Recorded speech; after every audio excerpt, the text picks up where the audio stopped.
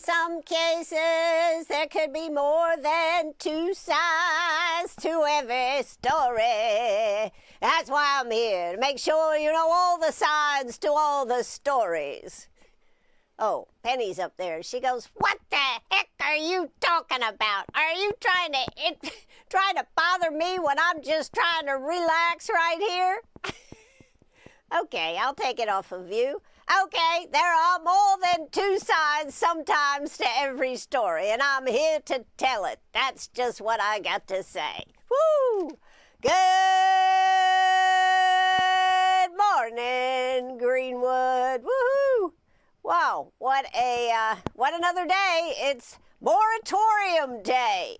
Yes, that's right. If you are going to make your voice heard, you need to be at the Greenwood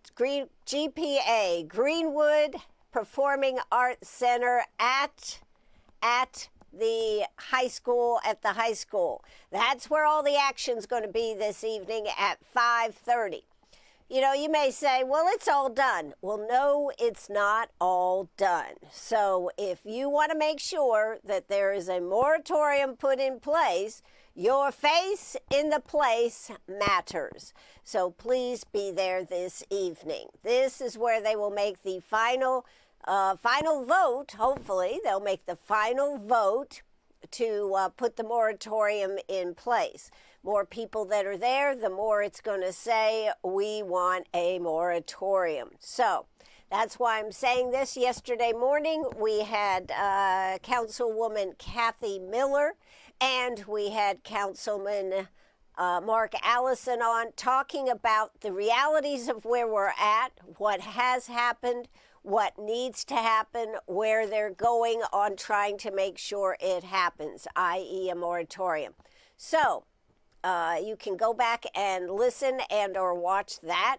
It is, for those of you that don't like going on Facebook, it is already up on our website, WCRS 1450am.net. So you can check it out there, or of course you can go to our Facebook page, WCRS Radio, just like we're live right now on WCRS Radio. So that's one note. I want to keep that front and center today. Decisions are being made. You can be part of the decision-making process. Well, how can I do that? By being there. That's right, by being there. So please make sure that you are checking that and going to that meeting tonight. If for some reason you cannot go to the meeting, well, of course, you can always watch it on YouTube. You can contact your councilman, call them, make sure they know that this is what you want. They are down to the final vote. The final vote is tonight. And it is, I believe, the first item up on the agenda. So from that standpoint, you should be able to maybe get in there and get out of there. But it's a very short meeting. They have a couple other things on the agenda. But, of course, the moratorium is the big one. All right. So what do we have today? What do we have going on today? Let's talk about a couple of the things that we have coming up. Number one, the horse race for the next senator for South Carolina is turning into quite a horse race. I just saw a post by Lieutenant Governor Pamela Evett. I am quite frankly not sure what she meant. Let's see if I can go back to it or not. She didn't say she was running. She didn't say she was not running. She said the choice is very important. And it was also very important that those in the House, that we keep that, quote, razor thin majority in the House. So I'm not really sure what she's saying. Is she saying like Representative Fry, Representative Timmons, that they should not run, even though they're already, well, Fry is running. I don't know. I think Timmons is still in the thinking mode. So I'm not really sure what that means. Does it mean that she's going to put her name in it because she thinks that she would be another choice, which she would be another choice? But so far, the big bombshell yesterday, of course, was Darlene Graham Nodon is running for the office of senator. I kind of think that she's trying to negotiate staying in Lindsay's office up there in Washington, D.C. I don't know. I find this a fascinating conversation. Someone who has worked at public service, meaning she worked in the Department of Disabilities. I believe she worked with helping people with blindness, that she worked in that department, is now going for one of the highest offices to become the next senator. Yes, she has the name recognition, so from the name Graham, but not from the name Nodon. So I'm even curious how they're going to play that, just FYI. When her name is on the ballot, will it be Graham? Will it be Nodon? Nodon, I'm not sure how to pronounce it, but it's already pretty much been Graham. But I think it's very interesting. President Trump was pushing Representative Fry from down there in on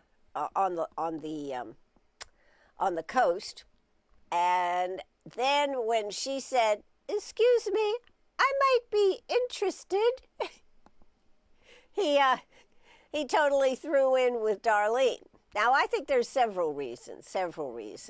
And these, again, are my personal reasons why I think. There has been nothing written that says this, but I think that they would be looking at, the Republican machine up there in Washington, D.C., would be looking at the fact that she would be a predictable vote. Now, maybe she won't be, but it certainly seems like she would be. They have, of course, offered her all the help to get into that office. One of the things that I think I mentioned yesterday, I read an article that she doesn't just get Lindsay's campaign fund. So I think there's a real question about money. What I did read is that only $2,000, I don't know, at a time, or $2,000 could be contributed to her campaign, and then if there's PACs and everything. But this is going to be an interesting play over the next 2 weeks. And I certainly don't plan to make it the total object of my attention. Although, if they're going to be running this race, I hope I get some of the political dollars for advertising right here on WCRS. This is going to be could be an unexpected boom. I don't know. Checking it out. So that's where we're at right now. Today is the first day that candidates can officially sign up. So far we have Little Sister. And, the other question is, how are they going to present her to South Carolina? Since we are the people doing the voting here, folks, how are they going to present her? Are they going to present her as Little Sister? Are they going to present her as an individual? How are they going to present her? A person with her own mind? I happened to watch an interview last night with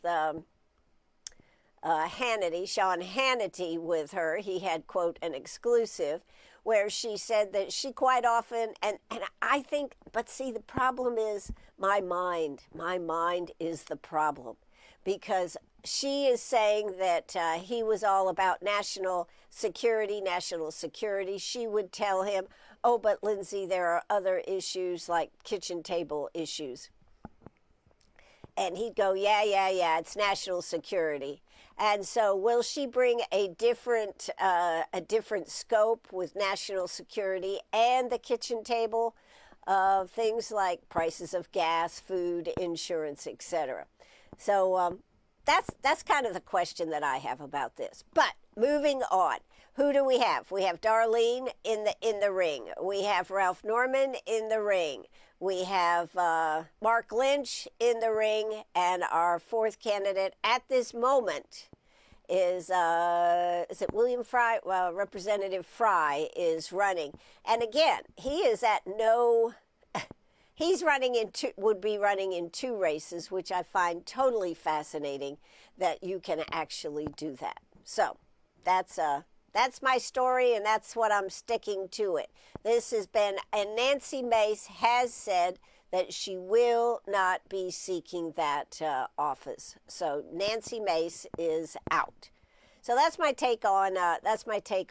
This week is going to be, like I said, very interesting to watch. It'll be a popcorn moment to see who puts in. Then how can you go about in 2 weeks raising enough awareness and pulling the people to get out of the comfort of their home and vote, which is the next issue. So we'll be talking more about that, but that's not all I have to talk about here this morning.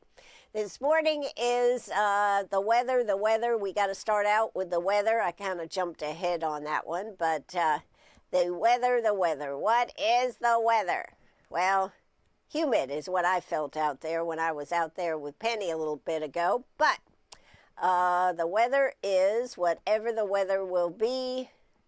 Right now it is 81, feels like 86. Wow, we're freezing here in South Carolina. We are looking for a high today of 92, low of 75. A mix of clouds and sun, a stray shower or thunderstorm is possible. So tonight, a low of 75. On Wednesday, we're looking at a high of 90, low of 75. About a 20% chance of some showers. The showers must be scattered thunderstorms in the evening with a few showers possible late, low near 75. That's on Wednesday. On Thursday, we come in with cloudy with occasional rain showers, potential for heavy rain. That is on Thursday. High of 83, low of 70 degrees. Woo! And a 60% chance of rain.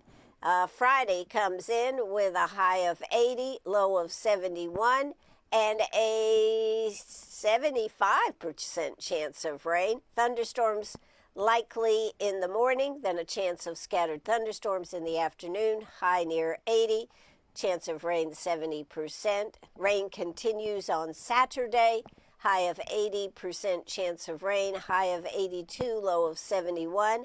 By Sunday, the rain should be pretty much gone, and we will be at a high of 90, low of 71. So that's kind of where we are at as far as the weather. Now, don't forget, it is tomorrow that District 50, District 51, maybe 50, I think 52, all go back to school tomorrow. So lots of kids, you've got buses out on the roads, you've got lots of kids going to the schools for meeting their teachers, all these conferences, all this stuff before. So make sure you keep in mind that traffic tomorrow could be a little slower. So if you got to get to work, make sure you keep that extra time in place because there will be school buses out there on the road. So that's a little bit about the weather. So what else have I got here today? Haven't heard anything more about the funeral arrangements for Lindsey Graham. That's just a little side note. I'm going to have a little of my tea now, a little of my green tea, ginger, lemon juice, and a splash of pomegranate. There you go. All right. I was looking for a story that I had here. Today is in National Calendar Day. It is a day of indulgence. Eat whatever you want. Let's see, that's not what it's called. That's what I'm thinking about. What would you like to eat today? Huh? What would you like to eat? What would you like to pig out on, binge on? 864-332-9355. 864-332-9355. That's 864-332-9355. Today is National Junk Food Day. I knew I had it here. Eat whatever you want with abandon because you can, because it's National Junk Food Day. It is also National Be Someone Day. Now I find this interesting. I always, people can apply to the National Calendar Service to get your day on the National Registry, and then it's published for in perpetuity. But I always find it interesting how the days match up. So we have National Junk Food Day and National Be Someone Day. And this is a really neat one, and it does remind us that we have the ability to help others. So this powerful holiday challenges each of us to be the person who steps up to make positive, lasting impact in the life of a child, whether it's through volunteering, mentoring, neighborhood kid, checking in on a niece or nephew, or simply offering a word of encouragement. You have the power to alter a life story for the better. Isn't that great? And I think sometimes we think that what we're doing is, quote, not enough. And I think sometimes it is the smallest things that really make the biggest change. For example, when Penny comes over and just looks at me and goes, "I love you, Mom," it makes the biggest change in my day. Whether that's actually what she's saying or, really, I just need to go out. I gotta go potty. I take these things this way. Well, I think in the world of life, sometimes let's take this as an interesting point. Let's take how you doing today? How many times have you said that and had somebody seriously come back with, "Oh, I'm terrible," right? Wouldn't it be nice? And you're thinking, I just said it as a formality. I didn't really want to know all of your maladies. Well, that's kind of what I'm saying, is that I think sometimes it's the littlest things that can make the biggest difference. Walking into a grocery store, I find it fascinating to look at the people and say, "Good morning, how you doing?" or just say something to them. So many people, they have their heads down, they're scouring, and they're just full speed to their car. But when you connect with somebody, "How you doing this morning?" and they look at you and they say, "I'm good, how are you?" It just, that it meant that little bit of specialness just to speak. I realize in today's society that a lot of times speaking to somebody can be dangerous, but I'm still willing to take that plunge and just say, "How you doing today?" So it is it's the day that you can really make a difference. It says in a child's life, but I think we can make it in anybody's life. National Be Someone Day. Be the superhero to help somebody else make somebody else's day just a little better. All right, so we've got that going on. Speaking of that, yesterday I had the opportunity to go out to the YMCA campground, which is down on the lower level of the property right there where the Y is. And you may remember 2 years ago when we had Hurricane Helene. Well, is it going on 3? Anyways, when Hurricane Helene hit, of course, there were a lot of trees that were down. There was a lot of damage across our community. Some people are still digging out from some of this. It's really been a process. But the campground down there has lots of trees, and that's what made it so great, is that the kids could be outside, and it was like a canopy of pine trees down there. So they had so many trees down back there that, I can remember talking to Jonathan Bass, who said, Ann, the camp is devastated. I don't think we'll ever be able to get it back together. It would just cost a fortune. I think the camp is done. Well, I went on the radio and I was talking about that, and you would not believe the outpouring of people who called in and said, I grew up in that camp. Oh no, you've got to fix the camp. These type of questions. It really is something that for people that grew up at that camp down there, they learned life skills, they learned how to play outside. It was just a great experience. So I had the opportunity to interview a veteran who was with the Team Rubicon program. And I was telling him about what they were dealing with down there, and he said, we'd love to take a look at it. So they went and took a look at it. They were down to the last couple of days of their being here in Greenwood, and his team of I think there were about 30 of them in the team, went in there and in 2 days got rid of basically all the trees that were down, cut them up, stacked them up, left them so that they could be hauled off, etc., etc. Team Rubicon really moved the needle on getting that project started. Over the next 2 years, immense amount of work has gone on down there. And I have some video, I have some audio. We're going to do more on it another day.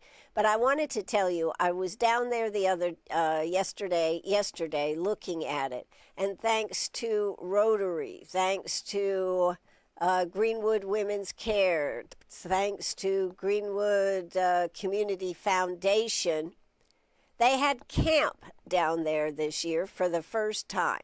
Now, they're still working on it, but through all the sweat equity that people have put together, there are new picnic tables, there's a new stage, there's all this wonderfulness that is happening. Now, it's not finished, but it is finished. It's finished enough so that it's safe, and it has been a great experience for the kids. So I asked, I think Taylor Buchanan, I asked Taylor, what was the biggest thing that they had to deal with? One of the things that she told me, teaching children how to play outside. I find that amazing. When you and I remember from the time we got up after breakfast till the time we had to come in for dinner, being outside playing and riding bikes and running and doing all this stuff, that was the biggest thing. But that is the biggest thing, and it has been a tremendous experience. I do want to tell you, the kids at the camp have built this fort out of branches, pieces of wood that were left. It looks like something out of a destructed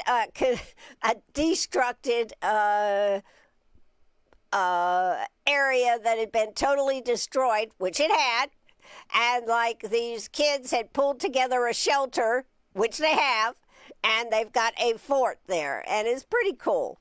It's a testament to the fact that given the tools, children still can learn to play, children can still be children, and I think that's terrific. So I wanted to mention that. That was one of the fun things that I got to do yesterday, and as I said, we are going to be talking more about it, but it was a fun time. So what we're going to do now is take a little break, hear the Revolutionary Minute, Part 2. I hope you have been enjoying these. I think they are really fascinating to hear the history and what a big part that South Carolina played in the Revolution. Me, for my part, I had no idea we were so important to the revolution, but we really, really, really were. So let's play America Revolutionary Minute, Part 2. Take it away. An American 250 Revolutionary Moment. As America celebrates its 250th birthday, let's meet 4 South Carolinians who helped change the course of history. They were Thomas Haywood Jr., Thomas Lynch Jr., Arthur Middleton, and Edward Rutledge. They were among the 56 men who signed the Declaration of Independence, pledging their lives, their fortunes, and their sacred honor for American liberty. But signing the Declaration wasn't simply adding their names to a document. It was an act of treason against the British Crown, a decision that could cost them everything. Yet, they stood with their fellow delegates and boldly declared that the American colonies were, and of right ought to be, free and independent states. The story begins on June 7, 1776, when Virginia delegate Richard Henry Lee introduced what became known as the Lee Resolution before the Second Continental Congress. It called for the colonies to break their allegiance to Great Britain and declare themselves independent. South Carolina was well represented. Haywood, Middleton, and Rutledge were already serving in Congress. They were joined by Thomas Lynch Jr., who traveled to Philadelphia after his father, Thomas Lynch Sr., suffered a stroke. Over the next several weeks, Thomas Jefferson drafted what would become the Declaration of Independence. Congress debated every word before approving the final text on July 4, 1776. Nearly a month later, on August 2nd, the delegates gathered in Philadelphia to sign the historic document. The sacrifices of South Carolina signers did not end there. Thomas Lynch Jr. and his wife were lost at sea. During the British siege of Charleston in 1780, Haywood, Middleton, and Rutledge were captured and imprisoned in St. Augustine, Florida. They remained prisoners until they were exchanged in July of 1781. After the war, they returned home to help rebuild both South Carolina and the young nation they had risked everything to create. Rutledge later became governor of South Carolina. Their signatures on the Declaration were more than ink on parchment. They were promises of courage, sacrifice, and an unwavering belief that freedom was worth the cost. And 250 years later, the legacy of South Carolina's 4 signers continues to remind us that the birth of our nation was shaped by ordinary men who made extraordinary choices. This is WCRS Radio, sharing the voice of 1776, brought to you by WCRS Radio and the Issaquena Chapter, Daughters of the American Revolution. The road to the revolution in the upstate. See how our county survived and thrived during revolutionary times. Excellent opportunity to see history up close at the Greenwood Museum. Many children activities, lectures, and even a kids' day at the Greenwood Museum. Stop in Wednesday through Saturday, 10 to 5. Experience an ever-changing exhibit at the Greenwood Museum. Remember, the Greenwood Museum, dedicated to sharing, saving, and celebrating Greenwood history. Brought to you by the museum and the Greenwood County 250 Coalition.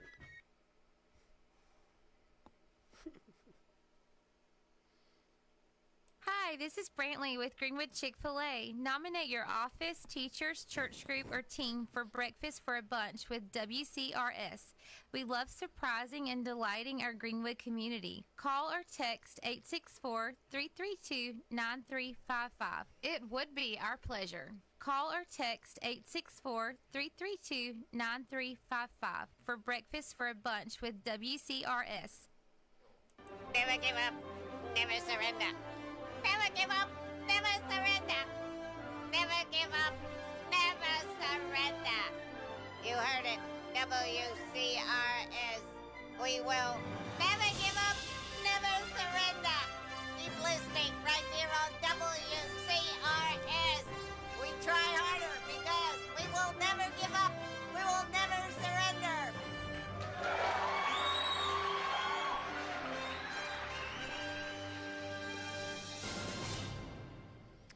Okay, if you just happen to be watching right now, Princess Penny, I've moved a camera so you can see her. She's laying in her bed and she's got her nose on the armchair of my chair. I just had to throw this up here for you so you can see it. She's just like, come on, can you talk about something that interests me, please? Okay, anyways, I thought that was kind of fun. She's the most expressive. For not doing nothing, she can be the most expressive co-host I've ever seen. She says it all with her eyes. You know the type. All right, I'm Ann Eller. This is WCRS. This is Coffee Talk on the I Love Ann show.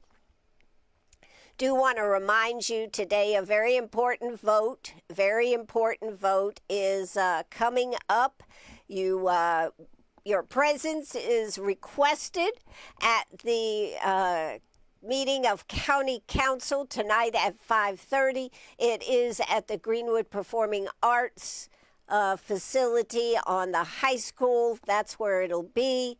The final vote for the moratorium comes up this evening. So more eyeballs, more faces right there, more faces in the place. So hopefully we'll push it over the edge. We need, if the moratorium is going to pass, it needs 4 votes to go that way. And so that is why it is so important that you be there. I think it's going to be interesting. I just want to put this out there. Will any other council person change their vote to support the moratorium? That's what I'm going to be looking for, just FYI. And your presence there could make a difference. So please be there. Now, in talking, I do want to remind you also that yesterday we had Councilwoman Kathy Miller. Oh my gosh, Kathy Miller, and we had Councilman Mark Allison here talking about what has happened, what the actuality of everything is, and if you are interested in the details, I highly recommend you go back and watch or listen to that podcast.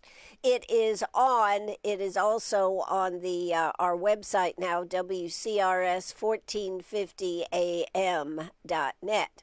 And by the way, I feel very big time because my podcasts, all these shows that I do, are now on Spotify and on iTunes. And it's listed under the moniker A Girl and Her Mic. And it shows a real cute picture of Penny and me, of course.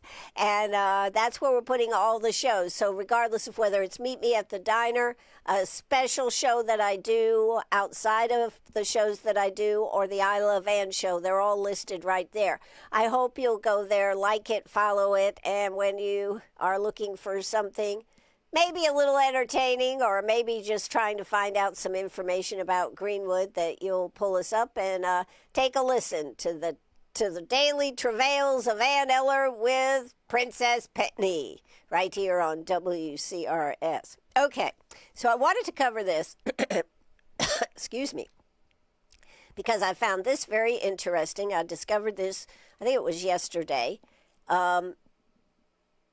Part of our wanting to put a moratorium in place here in Greenwood, number one, is to give everybody time to decide what kind of data center, where they would go, et cetera, et cetera. We've been over this before. But so that's one philosophy, and the fact that the state says they want to put something in place for data centers.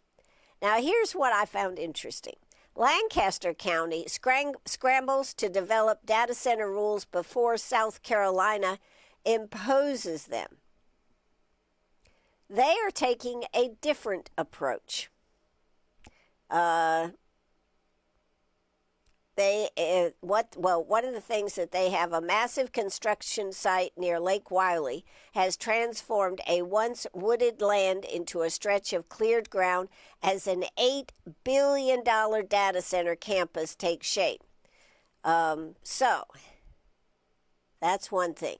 Now, if Lancaster County doesn't set up a moratorium on data centers, it's largely because officials don't have time for one.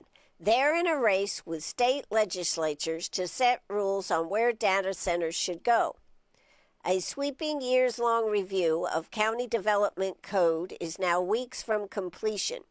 It doesn't include rules on data centers. The updated development rules are expected to come up for a final vote this fall.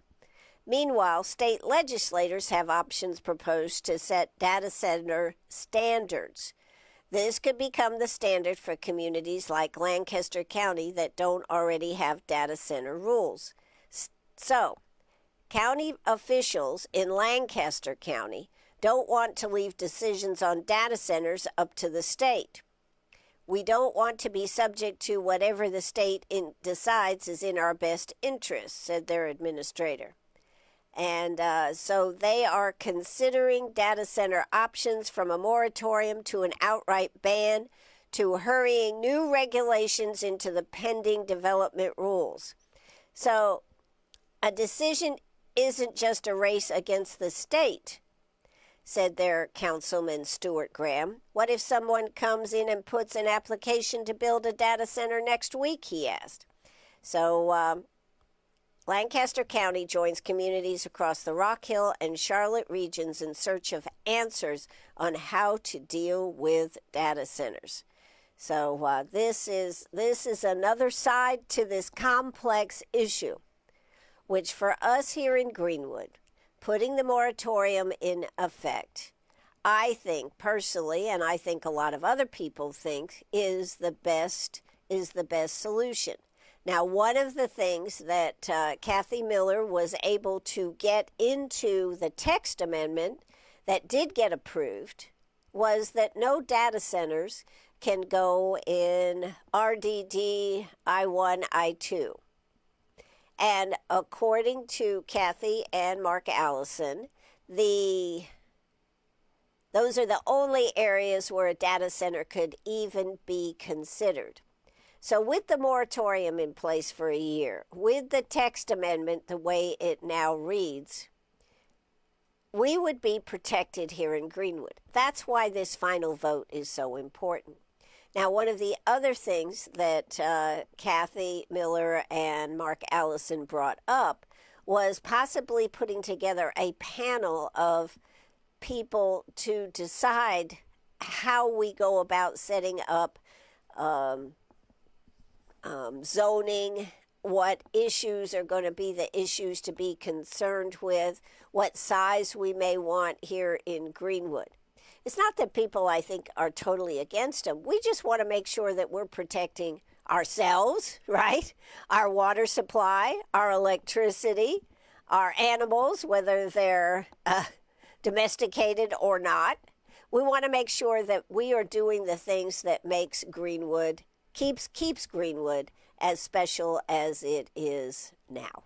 So that is, I just thought I would bring that up. But I think it's interesting that Lancaster is trying to put in place their own regulations before the state does. That's an interesting approach. Just thought I would bring that up. So how much local control should counties have is really the question on this. Should they have the ultimate control? It's kind of like the issue of daylight savings time. Well, I didn't see that one coming, Ann. South Carolina voted, I think it's a couple of years ago, about that we would like to be on daylight savings time year-round. Well, the House up in Washington, D.C. has finally gotten around to, and they concur with us. It's not we're concurring with them. They concurred with us and a lot of other states that would like to stay on daylight savings time. However, now it's the Senate. It's the Senate, folks. Can it get through the Senate? And I don't know where it's going to go on that. I don't think anybody else does either. But it's funny. We can make a law, a rule down here in South Carolina, but we have to make sure that it is. It doesn't necessarily mean that it's going to comply with the federal government. And do we have to comply with the federal government? Yes, because we're part of 50 states. So just interesting how things kind of shape up and come together, and how just because you vote for something doesn't mean you're going to get your way, right? So let's see. We just had a question come in. Somebody asked, is AI accessible to everyone? Interviews available. The interviews that we do right here on WCRS are available right here on WCRS Facebook page. They're also available on WCRS 1450am.net. And I expect by tomorrow, which if you want to hear this interview, you better go either to the website or to Facebook, my Facebook page, WCRS, if you want info about tonight's meeting. That meeting is tonight, 5:30. It's an important vote. Your presence is requested.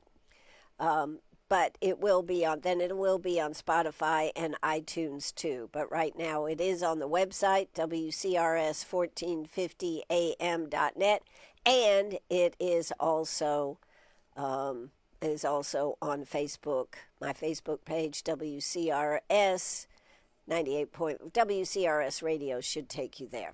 All right, we've got a few more minutes here. What else is coming up? We've talked about junk food. Go for it today. It's National Junk Food Day. So what's your pleasure?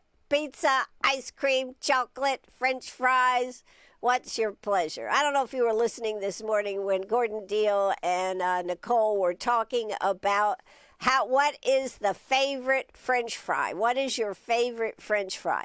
And in a national survey, I'll just tell you, steak fries were the national preferred. Now, I don't know. I haven't had one in years, but my favorite French fries used to be McDonald's. They were always the best, always the best. So, in fact, I had a dog. It was a Weimar years and years and years ago. And we used to go through McDonald's. I had a beanbag chair. I had a van and a beanbag chair. And she would sit in the, or was it he? It was a he. He would sit in the chair, in the beanbag chair, and he would see the arches, the golden arches as we were tooling around. And he'd just look at my face and go, French fries? And we'd have to go through and get an order of French fries. I'd get a coffee. He would get a cup of water and an order of French fries. And we'd sit there and go, this is pretty delicious. So one French fry for him, one French fry for me. And that was the way it went, day in and day out. Every time, go by a Golden Arches, French fry? Sit patiently as we go through the window. We'd get through, and he knew if he didn't sit right there, no French fries for you. So that's just a blast from the past, a little nugget about French fries. But what are your favorite French fries? Steak fries? They're good. They're good. But I don't think they've got the crunch. That's what I like in a French fry. I like the crunch. How about you? 864-332-9355, or make a comment on our Facebook page here this morning. That's where we're at WCRS Radio Live on Facebook right now. Love to get your company here this morning. At least a shout out. Hey, Ann, you look okay. Hey, Ann, show us a picture of Penny. Okay, there's a picture of Penny. I've done it. Okay, let's go back and get close to finishing up. You know, there is a SLED investigation going on with the Greenwood Police Department. A lot of people have asked me to comment on that. I'm really not going to comment until I have more information to understand exactly what is going on there. This has come about, I think, in part because of social media posts. So the power of social media, for good and for bad, is all right there. So we'll be following that story, but I'm not going to speculate on things till I have more information. So that's where I'm at on that. I'm going to close with a quote here today. Actually, I did get something in the mail here this morning that I should probably share with you. Here we go. What's this? This came in this morning. Bee City USA. Okay, this is an event coming up. Bee City USA Committee Garden Workday. Please join us for a morning of gardening and fellowship at the Uptown Farmers Market across from the Mill House and near the splash pad. Date, tomorrow, Wednesday, July 22nd. Time, 8:30 to 10:30. Location, Uptown Farmers Market on Maxwell near the splash pad. Whether you can stay for the full 2 hours or just stop by for a little while, we'd love to have your help. We'll be weeding, tidying, and giving our pollinator garden a little extra TLC as it continues to provide food and habitat for bees, butterflies, and other beneficial insects. It says bring your gardening gloves, water, and your favorite hand tools. If you have them, we'll supply the smiles and the good company. They've really been having a good time keeping Greenwood beautiful, and the fact that we're a bee city and we have lots of bees buzzing around is a really good thing. All right, in close, there are lots of events, but that's the one I'm going to just put out there for today. I do want you to remember, one more time, tonight's the night. Tonight's the night. There you go. Wasn't that a Rod Stewart song? Yeah, okay. Tonight's the night that County Council will be voting on whether to make a moratorium for data centers for 12 months. It is most important that you show your support on either side, whether you're for or against data centers, to our county council so they know what the constituents of Greenwood County want. So it is not done yet. Tonight is the final vote. Please be there. Please be there. Show your support for whichever side of the aisle you sit on, but more importantly, make sure that county council knows that you are engaged.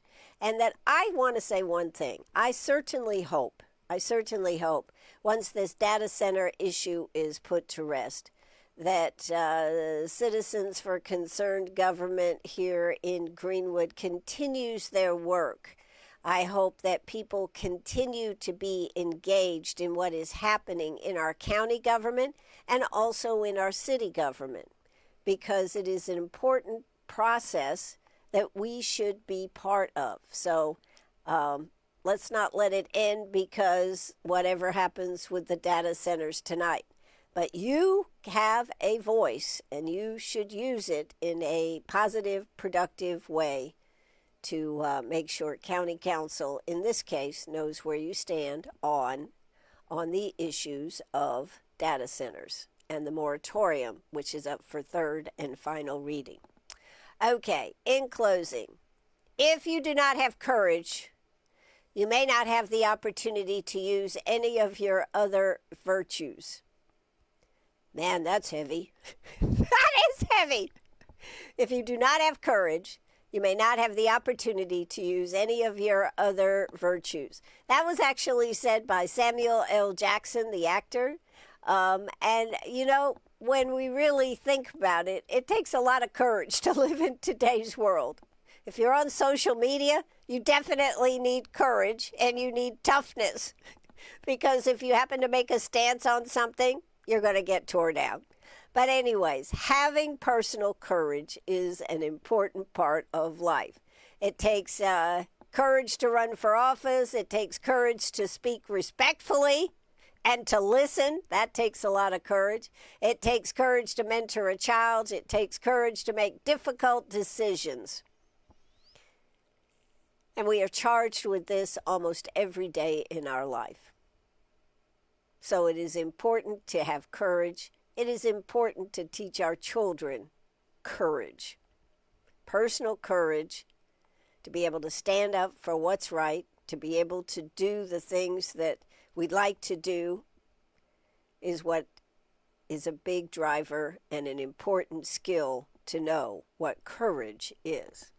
That, my friends, is going to do it for me here today. I will tell you this afternoon at 5 o'clock, we do have Dr. Kim coming this afternoon. Looking forward to sitting down and talking with him. He's going to be talking about a large part of what he wants to talk about is new medications for people with heart issues.